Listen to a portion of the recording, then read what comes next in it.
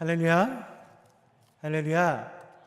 오늘 은혜 받으실 하나님의 말씀은 다니엘서 2장입니다.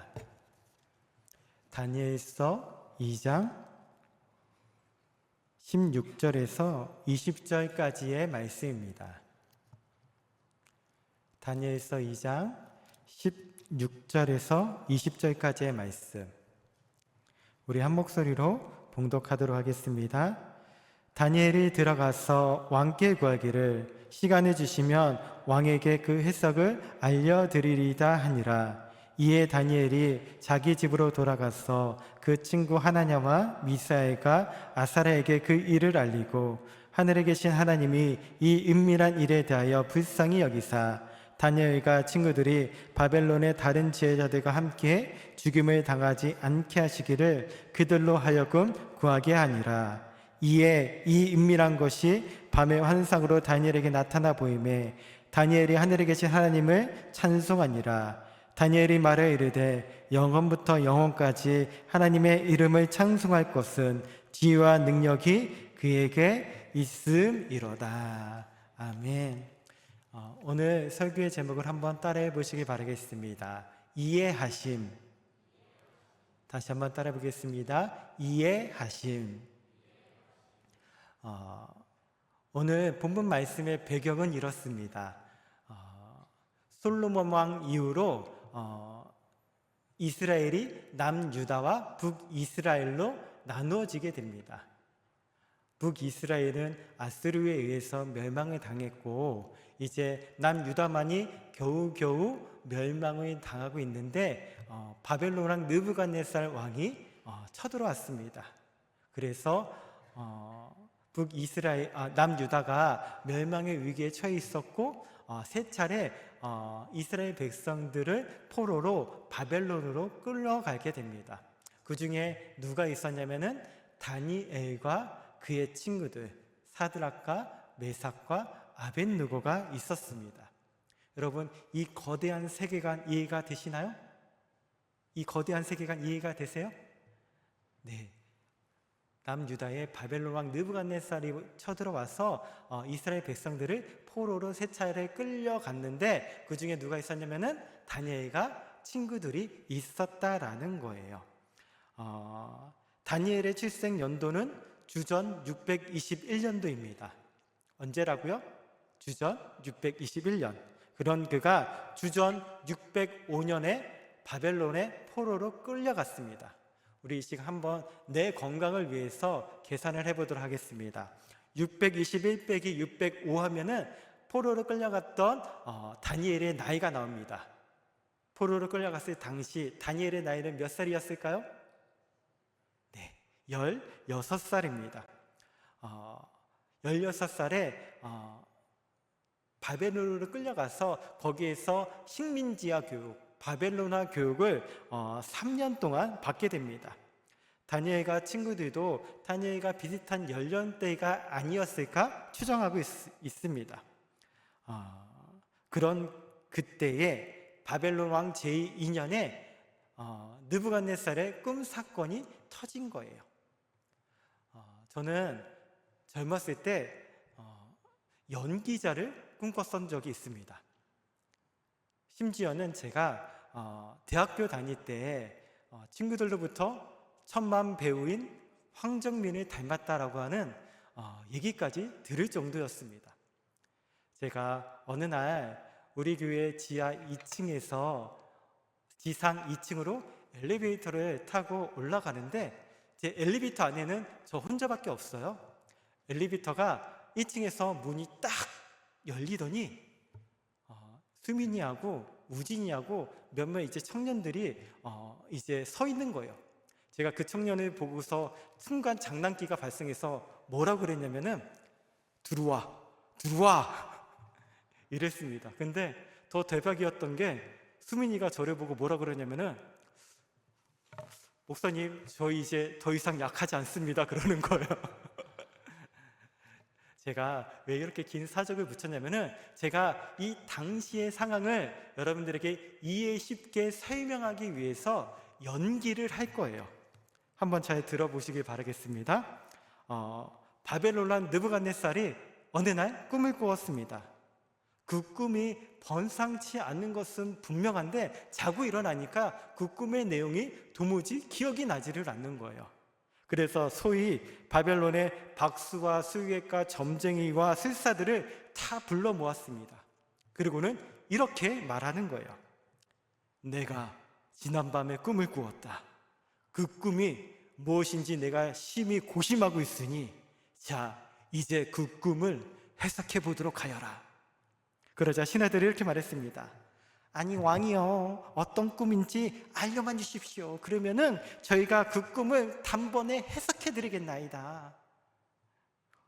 어허, 내가 이미 명령을 내리지 아니하였는가? 너희들이 만일 내가 어떤 꿈을 꾸었으며 그 의미가 무엇인지 알아내지 못한다면 너희의 몸을 쪼갤 것이니 그리 알도록 하여라.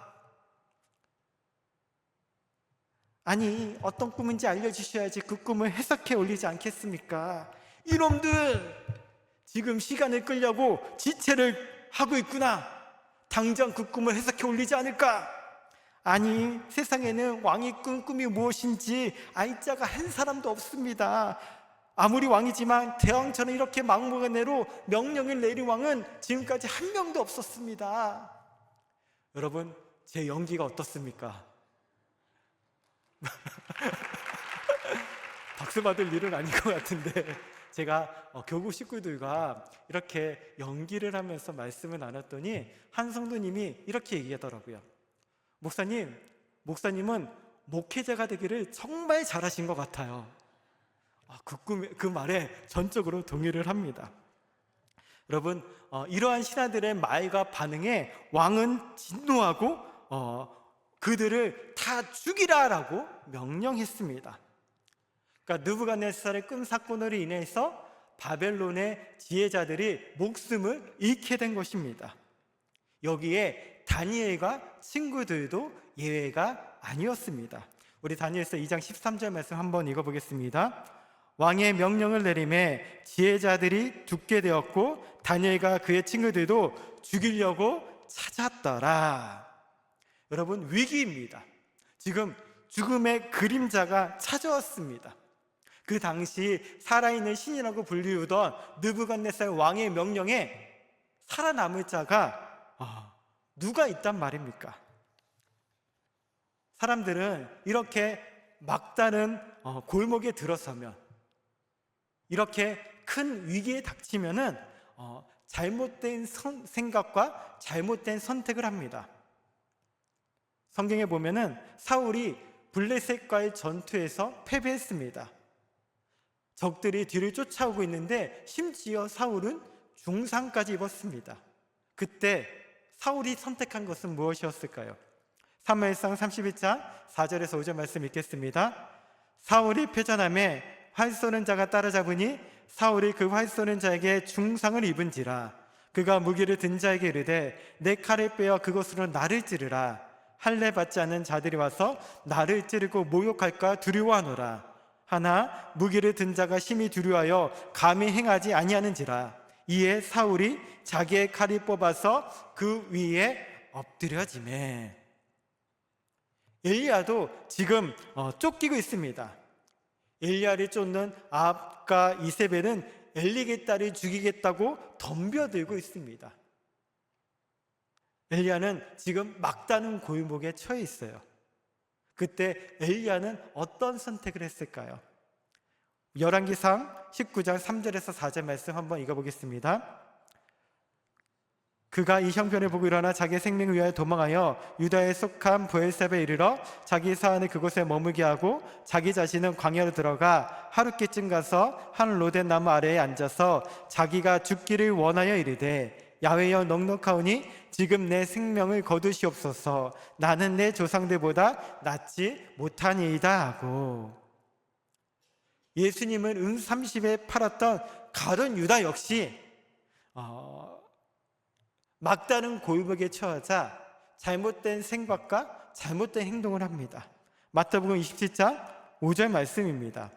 유다가 은을 성소에 던져놓고 물러가서 스스로 목매어 죽은지라. 여러분, 다니엘서는 성경 분류표에 보면은 예언서에 속합니다. 여기서 말하는 예언은 미래의 일을 말한다라는 뜻이 아니라 맡을 예자를 써가지고 하나님으로부터 받은 말씀을 절한다라는 그런 의미를 가지고 있습니다. 그런데 히브리어 성경을 보면은 다니엘서를 성문서로, 그러니까 지혜서로 분류했어요.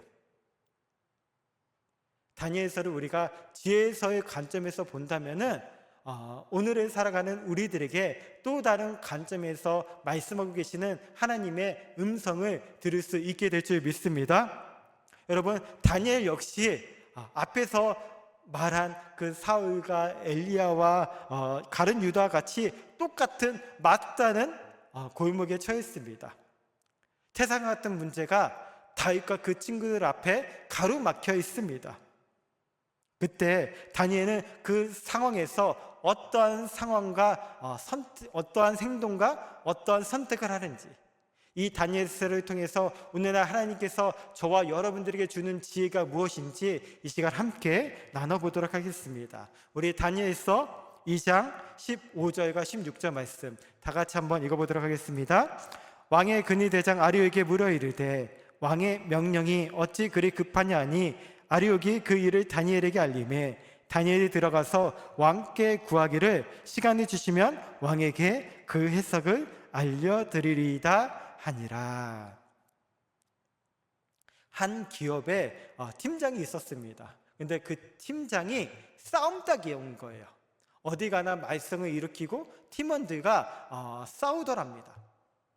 그래서 한 기업에 그 문화를 연구하는 심리학자가 그 팀장을 자세히 관찰했는데 그 싸움닭인 팀장이 유독 한 팀원하고는 친하게 지내더랍니다. 그래서 이 두 사람이 왜 친하게 지낼까 그 이유를 한번 곰곰이 살펴봤더니 이 팀원에게는 다른 사람과는 다른 특별한 점이 있더랍니다. 그것이 뭐냐면은 팀장이 화를 낼 때 다른 사람들은 도망하거나 싸우거나 자리를 피하거나 그러는데 이 팀원만큼은 이 팀장에게 묻더랍니다. 왜 그렇게 화를 내시냐고, 무엇 때문에 그렇게 승질이 났는지를 묻더랍니다. 처음에 화를 내던 이 팀장도 자기의 사정을 물어보자 점점 마음을 놓고 삶을 털어놓게 되었고, 그래서 이 팀장하고 팀원이 절친이 되었다라고 합니다. 오늘 본문 말씀에 등장하는 한번 다니엘을 보시기 바라겠습니다.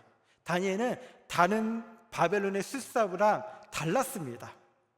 위험에 처한 다니엘은 왕의 명령을 이행하기 위해서 죽이러 온 그 왕의 시위대 장관 아리옥에게 가서 먼저 묻습니다. 왕이 왜 이렇게 무서운 명령을 내리게 되었는지를 묻습니다. 이에 아리옥은 그 모든 되어진 이들을 다니엘에게 상세하게 설명해 주었습니다. 그러자 다니엘은 이 급박한 상황에서 명철하고 지혜로운 말로 시간을 주시면은 왕에게 그 해석을 알려드리겠다라고 요청합니다. 여러분, 좀 전까지 어떤 일이 있었습니까? 박수와 수개들을 향하여는 시간을 지연시키려 한다고 윽박지르던 그 왕을 향하여서 다니엘은 시간을 주시면은 그 해석을 알려드리겠다라고 말합니다. 여러분, 우리가 절대로 간과할 수 없는 부분이에요. 지금 눈앞에 있는 다니엘은 겉으로 볼 때는 정말로 보잘것없는 존재입니다. 우선 나이가 어리고 짐승같이 취급해도 되는 포로 신분의 하잘것없는 존재였지만 그의 말에는 거부할 수 없는 권위가 있었다라는 거예요. 여러분, 성령 충만한 사람의 입에서 나오는 말에 권능이 있음을 믿습니다. 그 말을 통해서 닫힌 문이 열려지고 굳어진 마음이 부드러워지고 세상이 움직이게 되는 것입니다. 그러한 지혜자들이 되시기를 주님의 이름으로 축원드립니다. 여러분, 다니엘이 어떤 행동을 취하는지 보시겠습니다. 다니엘서 2장 17절 18절 말씀 읽겠습니다.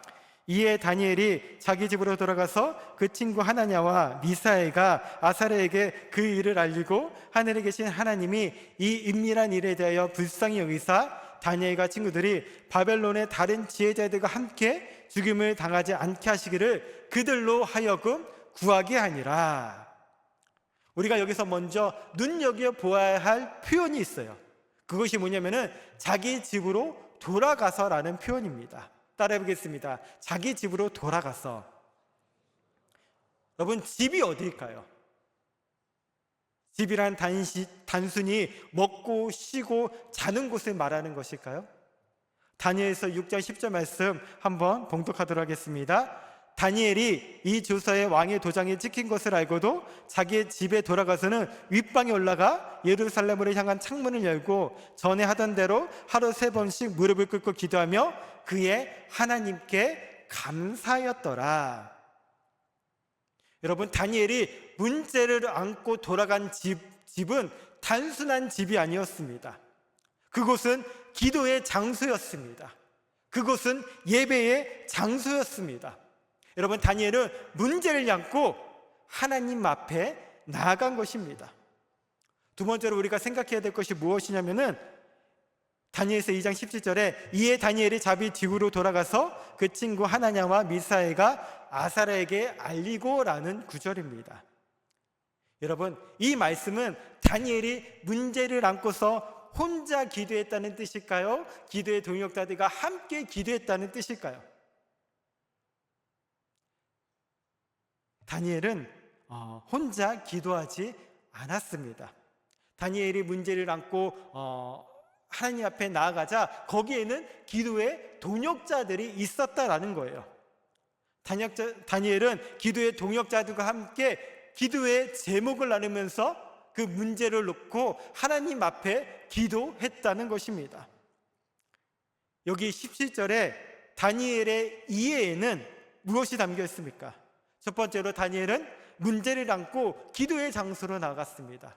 두 번째로 다니엘은 문제를 안고 기도의 동역자들에게 나갔습니다. 세 번째로 다니엘은 문제를 안고 하나님 앞에 나아갔습니다. 다니엘은 위기가 끝이 아니라는 걸 알았어요. 이 고난의 끝에는 하나님의 축복이 예비되어 있으며 이것은 그것을 이뤄나가기 위한 과정임을 알았습니다. 그래서 문제 가운데 절망하지 않고 포기하지 않고 하나님 앞에 엎드려 기도했습니다. 하나님 앞에 엎드려 다니엘과 친구들이 기도했을 때 하나님께서 어떻게 반응하셨는지 한번 보도록 하겠습니다. 다니엘서 2장 19절 말씀입니다. 다 같이 읽어보겠습니다. 이에 이 인멸한 것이 밤의 환상으로 나타나 보이매 다니엘이 하늘에 계신 하나님을 찬송하니라. 여러분, 본문을 한번 자세히 보세요. 17절에 다니엘이 이해로 하나님 앞에 기도하자 19절에 하나님께서 이해로 대답해 주십니다. 구체적으로 19절의 이해는 다음과 같은 의미입니다. 첫 번째로 가장 적절한 때와 장소를 말합니다. 두 번째로는 가장 적절한 방법을 말합니다. 세 번째로는 가장 적절한 축복을 말합니다. 여러분, 우리들의 이해하는 기도에 이해로 응답하시는 분이 우리 하나님이심을 믿습니다.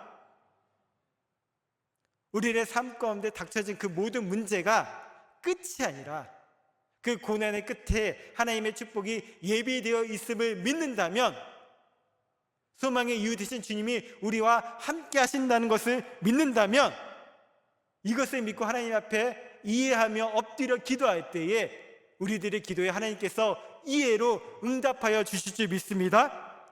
이러한 믿음을 가진 사람은 삶을 쉽게 포기하지 않습니다. 끝까지 주님 앞에 엎드려 기도합니다. 말씀의 결론을 맺도록 하겠습니다. 미국의 한 통나무집에 변약한 남자가 홀로 살고 있었습니다. 그런데 어느 날 비가 억수같이 내려치더니 산사태가 나서 큰 바위가 떼굴떼굴 굴러와 그 남자의 집 앞을 가로막았습니다.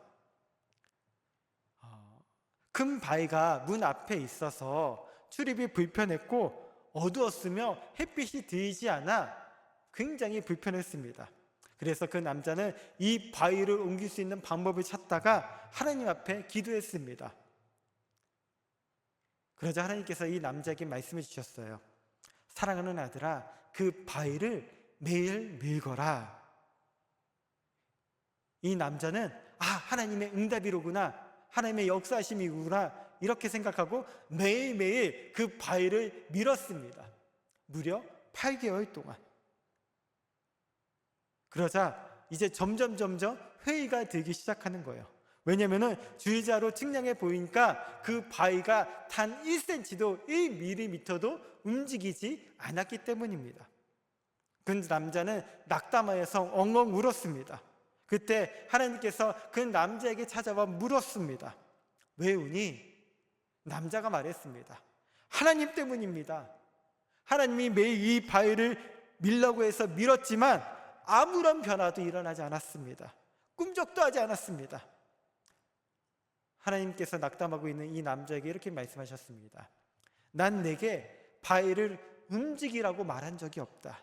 그냥 바위를 밀라고 했을 뿐이다. 자, 이제 들어가서 거울을 한번 보거라. 하나님의 말씀에 순종해서 거울 앞에 선 남자는 깜짝 놀라고 말았습니다. 왜냐하면 거기에는 국육질의 남자가 서 있는 것이 아니겠습니까? 그러고 보니까 지금까지 콜록콜록했던 기침도 사라지고 잠도 깊게 잤고 밥도 맛있게 먹고 매일매일 상쾌한 기분의 상태로 변해 있었습니다. 여러분, 하나님의 계획은 무엇이었었냐면요, 이 바위를 옮기는 것이 아니라 그 남자를 변화시키는 것이었습니다. 그러니까 바위를 옮겼기 때문이 아니라 바위를 밀었기 때문에, 하나님의 말씀에 순종했기 때문에 그러한 변화가 일어난 줄 믿습니다. 우리들 앞에도 수많은 큰 바위와 같은 태산이 가로놓여 있을 때가 있습니다.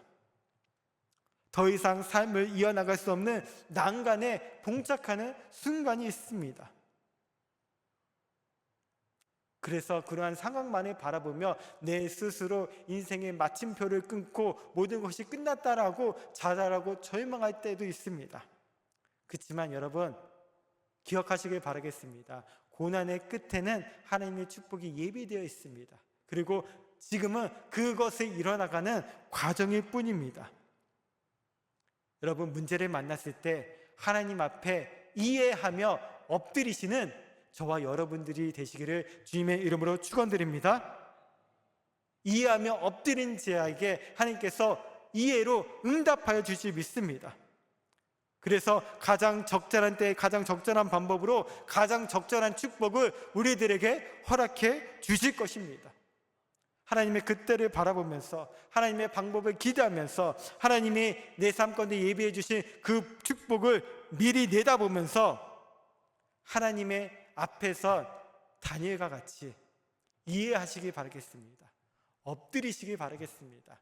나 혼자만 그 문제를 놓고서 전전긍긍하며 기도하는 것이 아니라 내 옆에 있는 기도의 동역자들과 함께 기도 제목을 나누시길 바라겠습니다. 그럴 때에 우리를 향하신 하나님의 선한 뜻과 계획하심을 알게 되어지며 우리들의 이해하는 기도에 이해로 응답하시는 하나님을 경험하게 되시길 주님의 이름으로 축원드립니다. 축원드립니다.